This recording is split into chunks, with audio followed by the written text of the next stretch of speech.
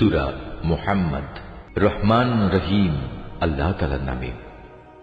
যারা আল্লাহ তাআলাকে অস্বীকার করেছে এবং অন্য মানুষদের আল্লাহর পথ থেকে দূরে সরিয়ে রেখেছে, আল্লাহ তাআলা তাদের সমগ্র কর্মই বিনষ্ট করে দিয়েছেন। যারা আল্লাহর উপর ঈমান এনেছে এবং ভালো কাজ করেছে, মুহাম্মাদের উপর আল্লাহর তরফ থেকে যা কিছু নাজিল করা হয়েছে তার উপরও ঈমান এনেছে, যা একান্তভাবে তাদের মালিকের পক্ষ থেকে আসা সত্য, আল্লাহ তাআলা তাদের জীবনের সব গুনাহখাতা মাফ করে দেবেন এবং তাদের অবস্থা শুধরে দেবেন। এ সব কিছু এজন্য হবে যারা আল্লাহকে অস্বীকার করে, তারা মূলত মিথ্যারই অনুসরণ করে। অপরদিকে যারা ঈমান আনে, তারা তাদের মালিকের কাছ থেকে পাওয়া সত্য বিষয়ের অনুসরণ করে। আর এভাবেই আল্লাহ তাআলা এদের জন্য তাদের দৃষ্টান্ত স্থাপন করেন।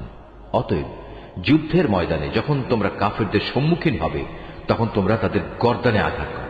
অতঃপর এভাবে তাদের অনেককেই যখন হত্যা করবে, তখন তোমরা বন্দীদের শক্ত করে বেঁধে রাখো। এরপর বন্দীদের মুক্ত করে দেবে কিংবা তাদের কাছ থেকে মুক্তিপণ আদায় করে ছেড়ে দেবে। এটা একান্তই তোমাদের ব্যাপার। তবে যতক্ষণ যুদ্ধ তার অস্ত্রের বোঝা ফেলে না দেবে, ততক্ষণ পর্যন্ত তোমরাও অস্ত্র সংবরণ করো।